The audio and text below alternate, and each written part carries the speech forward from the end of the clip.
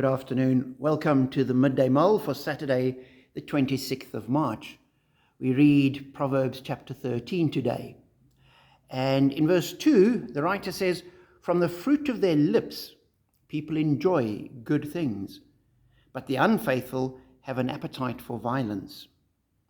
Those who guard their lips preserve their lives, but those who speak rashly will come to ruin."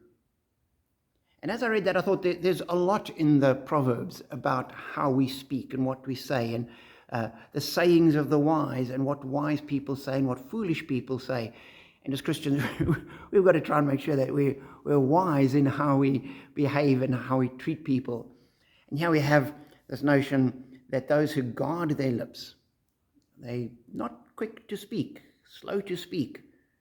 And those who speak rashly will come to ruin. And there's so many people that blurt things out without thinking and create all sorts of problems. And these days, it's not just what we say with our lips.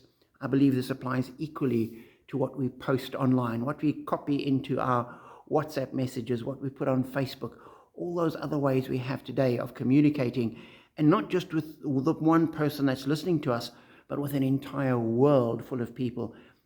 And there are so many people that have discovered to their ruin that what they thought they were saying to one or two people was copied and soon became viral and spread around the world and totally ruined their lives.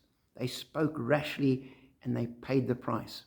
And so as Christians, we've got to be careful of what we say, just from a common sense point of view, because if you say something foolish, it can well get out and come back to bite you. But at the other side of the coin is sometimes you just got to stop and say, do we really have to say this? Is it necessary to repost this? Is this the kind of thing that will sound good? Would I say this to the person face to face? And we often need to go back to what we learned at pre-prep, which is as the little boys were beginning to learn to interact, the teachers would say to them, you've got to ask yourself before you say something, is it true? If it's not true, don't say it. And sometimes we've got to go and make sure that it's true first, particularly with Facebook posts and what's going around the internet. There's so much that is quite risible and exciting and challenging, but completely untrue. So we've got to stop and say, is it untrue? If I'm not prepared to make the effort to double check and cross-reference and go to Snopes and all these other places and make sure that it's true, I shouldn't be reposting it.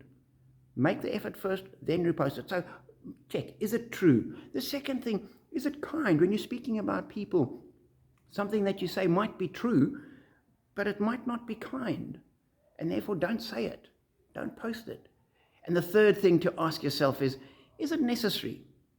Because sometimes we want to put things out there because we think it'll make us look good.